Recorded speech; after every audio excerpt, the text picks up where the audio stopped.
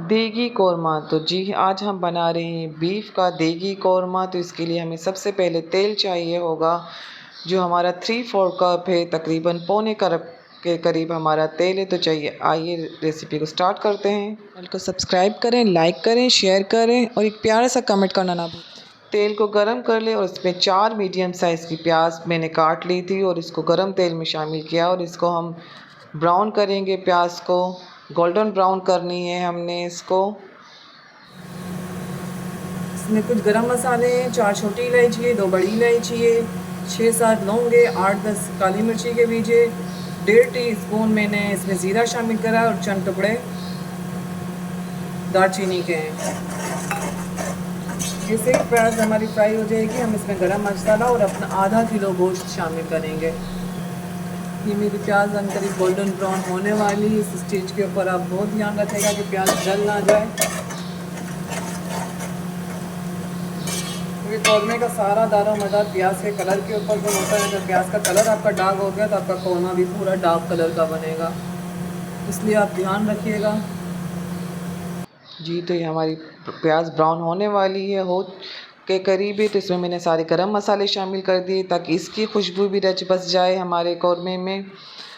और आप प्याज का ध्यान रखिएगा, मैं बार बार कह रही हूँ। और तकरीबन आधा किलो गोश्त है जो इसमें मैं शामिल कर दूँगी और इसको भी हम थोड़ा सा भून लेंगे, गोश्त को भी हमारा प्याज के साथ ही। और ये इतना शानदार कौरमा बनता है कि मैं आपको बता नहीं सकती। इसकी खुशबू प्याज की और बहुत अच्छी आ रही है। 2 टेबल स्पून इसमें हम अदरक लहसुन का पेस्ट शामिल करेंगे और इसको भी हम अच्छी तरह से भून लेंगे। ये सारा बेसिक मसाले जो हमारे घर में मौजूद होते हैं उनसे ही बनाया गया है कौरमा। आप बग़ैर डब्बे के, पैकेट के बनाएं, शानदार बनेगा ये कौरमा।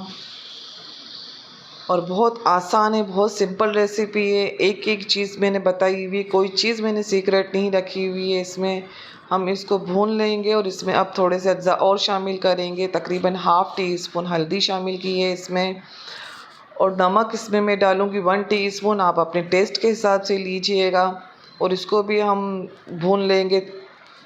कुछ सेकंड बस हमें इसे भूनना है और इसमें हम फिर पानी शामिल करेंगे। तकरीबन 1 गिलास पानी का मैं शामिल करूँगी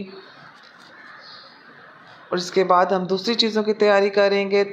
और जैसे ही उबाल आ जाएगा मैं आंच को बिल्कुल स्लो कर दूँगी और तकरीबन आधा घंटे के लिए ये हमारा गोश्त गलेगा।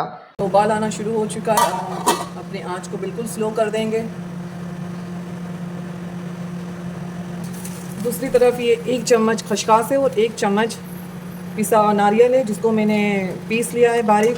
खशखश इस्तेमाल करते वक्त ध्यान रखिएगा कि इसमें बारीक मट्टी होती है। तो आप खशखश को एक प्याले में लेंगे और उसमें पानी डालेंगे और इसको दूसरे प्याले में कन्वर्ट करेंगे तो सारी मट्टी नीचे बैठ जाएगी। ये प्रोसीजर 2 से 3 मरतबा आपको करना है। और ये 1 कप मेरा दही है, इसमें मैं ½ स्पून लाल मिर्च शामिल करूँगी।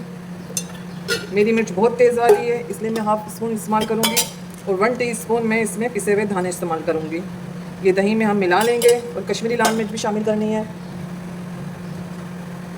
½ टीस्पून इसमें कश्मीरी लाल मिर्च शामिल करेंगे और इसको अच्छे से मिक्स कर लेंगे। जब हमारा गोश्त गल जाएगा इसके बाद हम इसको शामिल करेंगे। दही को फेंट लेना है आपने पूरा।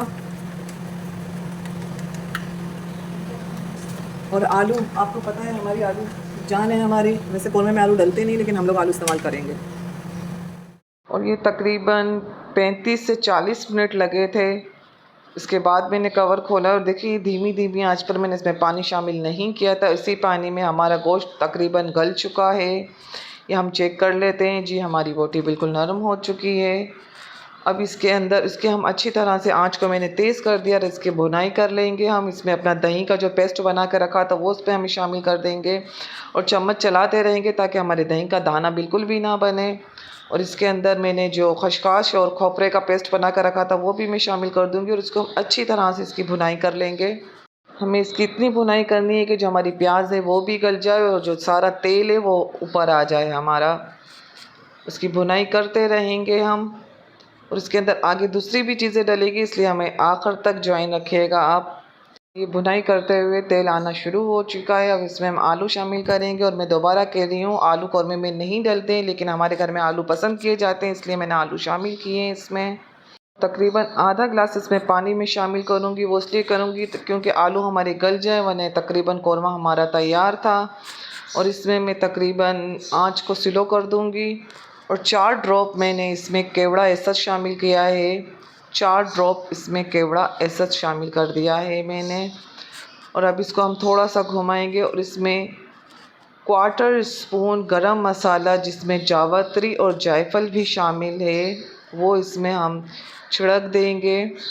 और ये तकरीबन 10 मिनट तक मैं इसका कवर करूँगी ताकि हमारे आलू गल जाएं। इसके बाद मैं आपको डिश आउट करके दिखाती हूँ। ये हमारा शानदार देगी कौरमा तैयार है। इसको धीमी आंच कर दिया है और मैंने, और इसको मैं कर दिया और डिश आउट करके दिखाती हूँ। ये तैयार है कौरमा। अल्लाह हाफिज़। अपने ढेर सारी दुआओं में याद रखिएगा।